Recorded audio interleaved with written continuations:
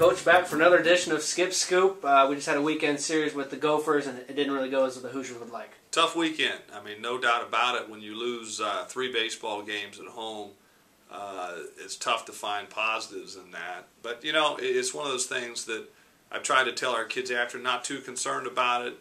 You know, that's just kind of baseball. You got to be able to roll with it. You got to stay consistent. Minnesota did an excellent job pitching this weekend, and we just didn't get it done. But that doesn't diminish some of the positive things that we had in the program. I thought Blake Monar threw, again, a very solid baseball game for us. First game on Saturday. The guys that, you know, Matt Carr and company came in even on Saturday's second game when things were a little out of control by them, but did their job.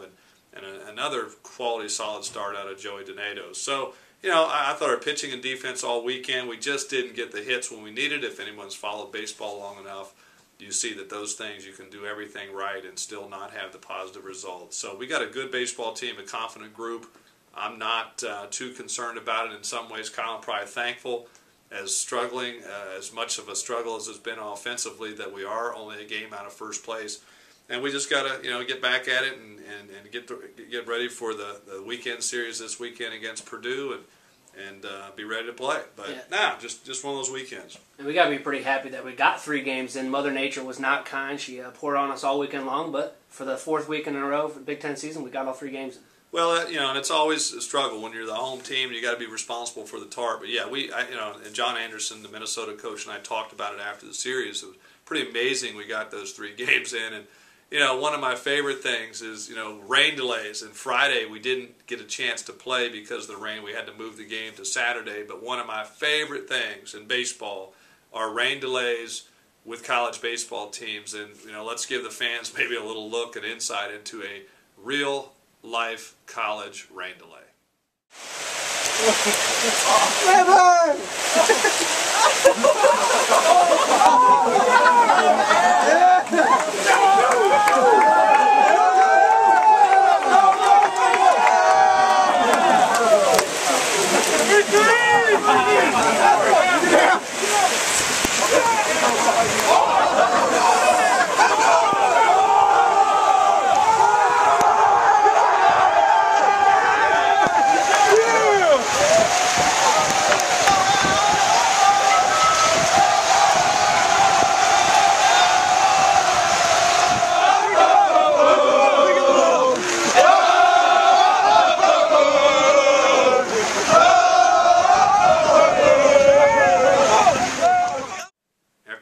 Watching that video there, Kyle, that's about the only run I remember us getting this weekend. So, one of those weekends. We may not have scored a lot of runs, but we got a lot of questions and a record-setting amount of pictures this week. Let's do the questions first. Yep, let's get to the questions of the week. This comes from Laura from We Don't Know Where.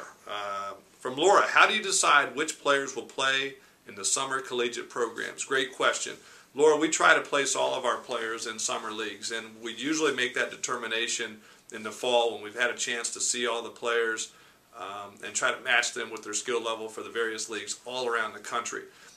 Much like our college programs and summer leagues, they do recruiting too, and sometimes it's difficult to place players because we don't have the stats or whatever, but we make an effort to place every player. Things change throughout the year, but it really is based on needs of programs and where we think guys will have the best chance to play. But great question. And actually, I should footnote, some guys we will deliberately hold out of summer leagues because we felt they got enough during the regular season and don't want to jeopardize them with injury. But I loved your question. Very, very good question. This comes from Jason from Chicago. This looks like a blast from the past here, Kyle. Is it true you were dunked on by one of your former Miami players from Chicago on a road trip to Kent State back in 1993? No, Jason, the way I remember it, I dunked on you after that basketball or after that baseball game, and we both got in trouble from it, from the head coach. But I want to set the record straight. I dunked on you. The last question, and this wouldn't be, you know, we got Ross again. Last year we got breadstick coupon and a snack pack coupon for 12 strikeouts. This year we only get the snack pack coupon for 12 Ks.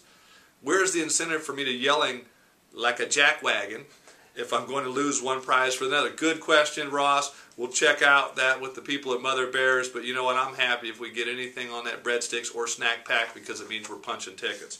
But great question. Kyle, let's get to the photos of the week. This is Brad and Amy in our varsity shop here. As you can see, they're pushing the IU baseball apparel. And Brad has informed me, Kyle, that he now has a number 13 jersey. I don't know whose jersey that is on the IU baseball team. I think it's mine. So I told him those things will probably sell like hotcakes now. I'm wondering what took so long for them to come out. Lucky to the store. number 13, actually. Yeah. So, but there you get a shot of every game. They're there selling the IU baseball gear, and you can also get that downstairs. Another great thing happened this weekend. Radio guy Jeremy Gray and his wife Abby produced a future 2028 recruit, Jonah. And look at him. He's ready to go already. I don't think there's any pressure on what sport he's supposed to play. What do you think, Kyle? Yeah, he's got the baseball ready. He's wearing his IU Majestic. He's ready to go straight from the first day on this planet. And what I'm loving, the theme here, we got Eli. This is Matt Carr's nephew. We are developing young fans all over. He's got his drink cup in one hand, but sporting his IU gear on the top of his head. And I think there might even be an IU shirt in there somewhere. But Eli, probably another future Hoosier. Switching from humans to the canine fans, and we have no shortage of canine fans. This comes from Rockin' Todd. This is his dog Hank. Hank has been a season ticket holder for the Hoosiers, and you can see Hank sporting his IU gear there. A nice little sunny day. This is Major Elvis Warren. This comes from Colleen Warren, former IU grad. I know Colleen up in the enemy territory up there in Purdue country. But we've got Elvis here sporting the proper hat. And this comes from Amy Donato. This is mother of freshman pitcher Joey Donato. Brown County, one of the gorgeous state parks surrounding Bloomington. And you got to love it there. You got the Hoosier sweatshirt on, but also standing next to the Hoosiers nest sign. That's a good theme. Good looking photo there. And we got another one here, regular contributor to our show, the Lee family. We got Scott, Anita, Austin and Caitlin sporting their IU gear, and lots of it right there. So appreciate that shot. And it wouldn't be normal if we didn't have our weekly submission from Ross. And you can see Ross hanging out here with Griffey, and looks like Ross is calling Griffey's shot. But keep them coming. We love them. We love them. Skip, we talked about Colleen coming from West Lafayette. The Hoosiers heading up there this upcoming weekend. But first, ending a 5-game homestand, a home game tomorrow, Tuesday against Miami Redhawks. Why don't you talk about the next 4 games? Well, I think, weather permitting, we can get this baby in. It's been a wet one for about a week now, and we got the Miami Redhawks coming in here tomorrow. They beat us over there earlier in the year, so we're hoping to get back out there and be able to get maybe a little bit of this bad taste out of our mouth from the weekend and put together a good effort on Tuesday. But then, as you said, we head on to West Lafayette and Purdue, and I think there may be a game ahead of us, if I'm not mistaken, or right there with everybody's bunched up. I mean, it's all packed up. Going to be an important series, and I just feel again our bat's going to come along. We keep doing what we're doing. It's going to be a good series and make a good run down the stretch here for the championship. And but that's what we have this week. It's been fun. We get a lot more fans on the show. Let's make sure that we keep those questions and pictures coming. And as always, we love that you tune in and join us next week for Skip Scoop.